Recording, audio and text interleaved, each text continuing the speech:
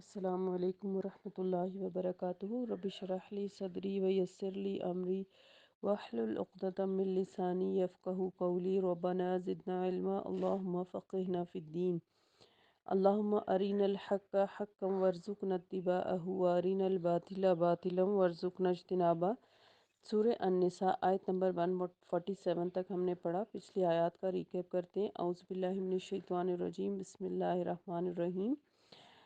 الذین یتربصون بکم فإن کان لکم فتح من اللہ قالوا ألم نکن معکم وإن کان للکافرین نصیب قالوا ألم نستحوذ علیکم ونمنعکم من المؤمنین فاللہ یحکم بینکم یوم القیامہ ولن یجعل اللہ للکافرین علی المؤمنین سبیلا۔ وہ منافقین جو آپ صلی اللہ علیہ وسلم کے بارے میں ہر وقت منتظر رہتے ہیں کہ اگر اللہ کی مہربانی سے تمہیں کوئی فتح نصیب ہو تو کہتے ہیں کہ کیا ہم تمہارے ساتھ نہ تھے، اور اگر کافروں کا پلہ بھاری رہے تو انہیں کہتے ہیں کہ کیا ہم تم پر قابو پانے کی قدرت نہ رکھتے تھے، اور اس کے باوجود ہم نے تمہیں مسلمانوں سے بچا نہیں لیا، پس اللہ ہی قیامت کے دن تمہارے اور ان کے درمیان فیصلہ فرمائے گا، اور اللہ نے کافروں کے لیے مسلمانوں پر غالب آنے کی ہرگز کوئی گنجائش نہیں رکھی۔ یہ منافق اللہ سے دھوکہ بازی کر رہے ہیں جبکہ وہ انہیں دھوکہ دینے والا ہے، اور جب وہ نماز کے لیے کھڑے ہوتے ہیں تو ڈھیلے ڈھالے کھڑے ہوتے ہیں۔ یہ لوگ دوسروں کو دکھانے کے لیے نماز ادا کرتے ہیں اور اللہ کو کم ہی یاد کرتے ہیں۔ یہ کفر اور ایمان کے درمیان لٹک رہے ہیں، نہ ادھر کے ہیں نہ ادھر کے، اور جسے اللہ گمراہ کرے آپ اس کے لیے کوئی راستہ نہیں پائیں گے۔ اے ایمان والو، مومنوں کو چھوڑ کر کافروں کو اپنا دوست نہ بناؤ۔ کیا تم اپنے آپ پر اللہ کی صریح حجت قائم کرنا چاہتے ہو؟ یہ منافقین دوزخ کے سب سے نچلے طبقے میں ہوں گے، اور آپ صلی اللہ علیہ وسلم ان کا کوئی مددگار نہیں پائیں گے۔ ہاں، ان میں سے جن لوگوں نے توبہ کر لی اور اپنی اصلاح کر لی اور اللہ کے دین کو مضبوطی سے پکڑ لیا اور اللہ کے لیے دین کو خالص کر لیا، تو ایسے لوگ مومنوں کے ساتھ ہوں گے، اور اللہ تعالیٰ عنقریب مومنوں کو بہت بڑا اجر عطا فرمائے گا۔ اگر تم لوگ اللہ کا شکر ادا کرو اور خلوص نیت سے ایمان لے آؤ تو اللہ کو کیا پڑی ہے کہ تمہیں عذاب دے، جبکہ اللہ بڑا قدردان اور سب کچھ جاننے والا ہے۔ آج کی آیت نمبر 148، پارہ نمبر 6 سٹارٹ ہو رہا ہے۔ اللہ تعالیٰ ہم سب کو اس سفر کو جاری و ساری رکھنے کی توفیق دے، اور اس کے ذریعے سے اپنی زندگی کو بدلنے پہ توفیق عطا فرمائے۔ لا يحب اللہ الجہر بالسوء من القول الا من ظلم وکان اللہ سمیعا علیما۔ اللہ یہ پسند نہیں کرتا کہ کوئی شخص دوسرے کے متعلق اعلانیہ بری بات کہے، الا یہ کہ اس پر ظلم ہوا ہو، اور اللہ سب کچھ سننے والا اور جاننے والا ہے۔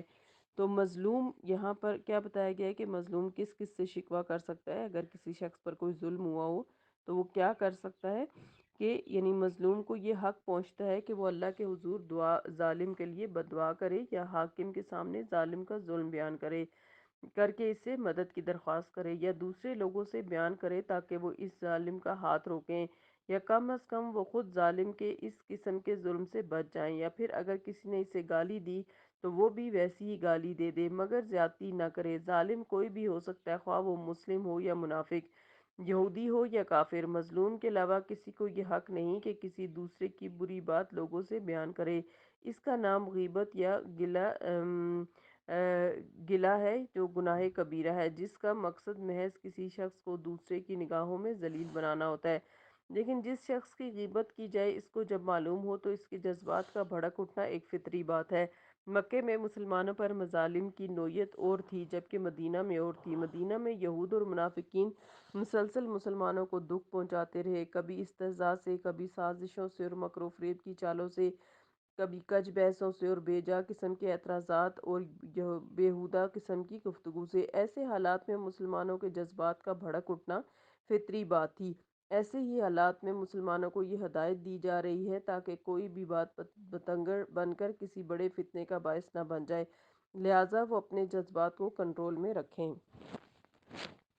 تو اس آیت سے کیا پتہ چلتا ہے کہ یہاں تو جو ہے وہ مدینہ کے مسلمانوں کی بات ہو رہی ہے، لیکن عام طور پہ بھی اگر کسی شخص کے ساتھ کسی نے کوئی ظلم کیا ہو تو اس کا یہ مطلب نہیں کہ وہ ہر گلی محلے چوراہے پہ کھڑا ہو کے اس شخص کی جس نے ظلم کیا ہو غیبت کرتا پھرے، بلکہ اسے ایسے لوگوں کے ساتھ اس بات کو ڈسکس کرنا چاہیے جو اسے اس ظلم کا بدلہ دلا سکیں۔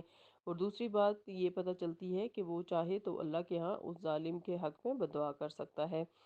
آیت نمبر 149، ان تبدو خیرن او تخفوہ او تعفو عن سوء فإن اللہ کان عفوا قدیرا، اگر تم کوئی بلائی اعلانیہ کرو یا خفیہ کرو یا کسی کا قصور معاف کرو تو اللہ خود بھی بڑا معاف کرنے والا اور ہر بات پر قادر ہے۔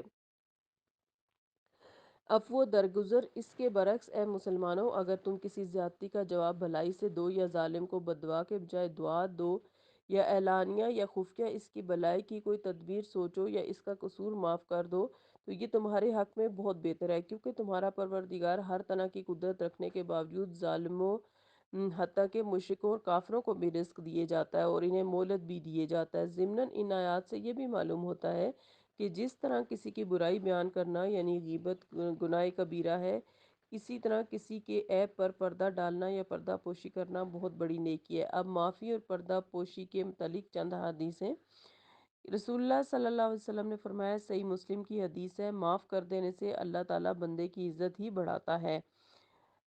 پردہ پوشی بہت بڑی نیکی ہے۔ آپ صلی اللہ علیہ وسلم نے فرمایا، میری تمام امت کو معاف کر دیا جائے گا سوائے گناہ ظاہر کرنے والوں کے، اور وہ گناہ یہ ہے کہ آدھی رات کو کوئی برا کام کرے، پھر جب صبح ہو تو اگرچہ اللہ نے اس پر پردہ ڈال دیا تھا وہ کہے، اے فلاں میں نے آج رات یہ اور یہ کام کیا، اللہ نے تو اس کے عیب پر پردہ ڈالا تھا مگر اس نے اپنے عیب سے اللہ کے پردے کو کھول دیا۔ یہ صحیح بخاری کی حدیث ہے۔ تو اس سے کیا پتہ چلتا ہے اس حدیث سے کہ گناہ کرنا بہت بری بات ہے، لیکن اگر گناہ شیطان کے بہکاوے میں آ کے نفس کے بہکاوے میں آ کے کر لیا تو صبح اٹھ کے اس کی تشہیر نہیں کرنی چاہیے۔ اس کی وجہ یہ ہے کہ جب کوئی انسان کھلے عام گناہوں کی تشہیر کرتا ہے تو دوسروں کا دماغ اور دل بھی اس طرف مائل ہوتا ہے کہ اگر یہ کر سکتا ہے تو میں کیوں نہیں کر سکتا۔ اس لیے گناہوں کی تشہیر جو ہے وہ معاشرے کے اندر گناہ کو ہی فروغ دے گی۔ صحیح بخاری کی حدیث ہے، ابن عمر رضی اللہ عنہما کہتے ہیں کہ آپ صلی اللہ علیہ وسلم نے فرمایا، جس نے کسی مسلمان کی پردہ پوشی کی قیامت کے دن اللہ اس کی پردہ پوشی کرے گا۔ آپ صلی اللہ علیہ وسلم نے فرمایا، قیامت کے دن تم میں سے کوئی شخص اپنے پروردگار کے اتنا قریب ہو جائے گا کہ اللہ تعالیٰ اس پر اپنا بازو رکھ دے گا، پھر فرمائے گا تم نے فلاں فلاں کام کیے تھے، وہ کہے گا ہاں، پھر اللہ تعالیٰ پوچھیں گے تم نے فلاں کام بھی کیا تھا، وہ کہے گا ہاں، گویا وہ ہر جرم کا اقرار کرے گا۔ اللہ تعالیٰ فرمائے گا میں نے دنیا میں ان پر پردہ ڈال دیا تھا اور آج تجھے معاف کرتا ہوں۔ سب سے آخر میں جنت میں داخل ہونے والا شخص اللہ تعالیٰ کی پردہ پوشی۔ سیدنا ابو ذر رضی اللہ عنہ سے روایت ہے کہ رسول اللہ صلی اللہ علیہ وسلم نے فرمایا، میں اس شخص کو جانتا ہوں جو سب سے آخر میں جنت میں داخل ہوگا اور سب سے بعد میں دوزخ سے نکلے گا۔ وہ شخص قیامت کے دن حاضر کیا جائے گا اور حکم ہوگا کہ اس کے ہلکے گناہ پیش کرو، بھاری نہ کرو، چنانچہ اس کے ہلکے گناہ پیش کر کے اسے کہا جائے گا تو نے فلاں فلاں دن فلاں فلاں کام کیے تھے، وہ کہے گا ہاں، اور وہ انکار نہیں کر سکے گا اور اپنے بڑے گناہوں سے ڈر رہا ہوگا کہ کہیں وہ پیش نہ کر دیے جائیں۔ اس کے لیے حکم ہوگا کہ تیری ہر برائی کے عوض تجھے ایک نیکی دی جاتی ہے۔ یہ سن کر وہ کہے گا، اے میرے پروردگار، میں نے تو کچھ اور بھی کام کیے تھے جنہیں میں یہاں نہیں دیکھ رہا۔ راوی کہتا ہے میں نے دیکھا کہ اس بات پر رسول اللہ صلی اللہ علیہ وسلم اتنا ہنسے کہ آپ صلی اللہ علیہ وسلم کی داڑیں نظر آنے لگ گئیں۔ یہ صحیح مسلم کی حدیث ہے۔ ان حدیث سے یہ بات بھی معلوم ہوتی ہے کہ کسی شخص کو ہرگز ایسا نہیں کرنا چاہیے کہ وہ اپنی سابقہ زندگی کے عیوب جن پر اللہ نے پردہ ڈال رکھا تھا لوگوں کے سامنے ظاہر کرے، اور نہ ہی توبہ اس بات کی متقاضی ہے کہ کسی کے سامنے اپنا کچا چھٹا کھول دیا جائے، جیسا کہ عیسائیوں میں یہ دستور ہے کہ توبہ کے وقت پادری کے سامنے گزشتہ ایوب کا اظہار و اقرار کرتے ہیں کہ میں نے یہ گناہ کیے ہیں، تو یہ چیز اللہ تعالیٰ کو پسند نہیں ہے۔ آیت نمبر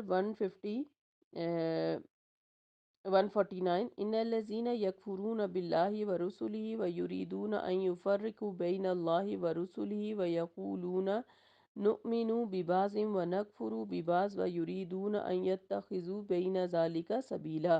جو لوگ اللہ اور اس کے رسولوں کا انکار کرتے ہیں اور چاہتے ہیں کہ اللہ اور اس کے رسولوں کے درمیان تفریق کریں، اور کہتے ہیں کہ ہم فلاں فلاں رسول پر تو ایمان لاتے ہیں اور فلاں کا انکار کرتے ہیں، اور یہ چاہتے ہیں کہ کفر اور ایمان کے درمیان ایک تیسری راہ اختیار کر لی جائے۔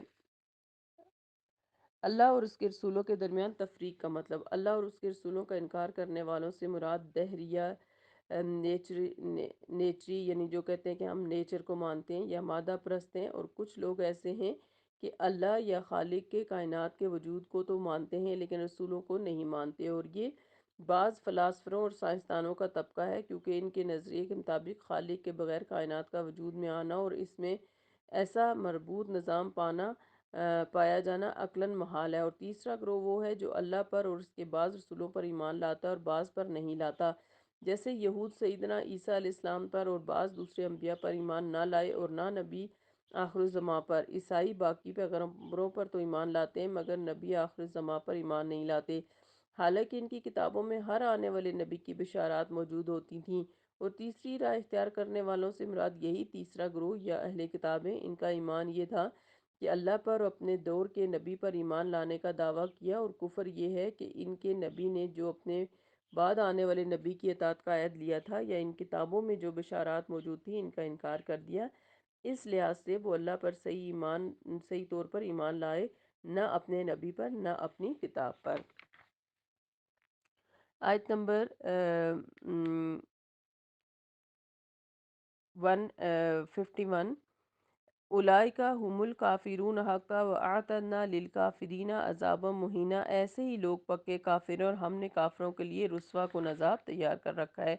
یعنی یہ تیسرا گروہ بھی ایسے ہی پکا کافر ہے جیسے پہلے دو طرح کے لوگ پکے کافر ہیں، ان میں کوئی فرق نہیں اور پکا کافر ہونے میں سب برابر ہیں۔ آیت نمبر 152، والذین آمنوا باللہ ورسلہ ولم یفرقوا بین احد منہم اولئک سوف یؤتیہم اجورہم وکان اللہ غفورا رحیما، اور جو لوگ اللہ اور اس کے تمام رسولوں پر ایمان لاتے ہیں اور ان میں سے کسی میں بھی تفریق نہیں کرتے، ایسے ہی لوگوں کو اللہ ان کے اجر عطا فرمائے گا، اور اللہ تعالیٰ بڑا رحم فرمانے والا ہے۔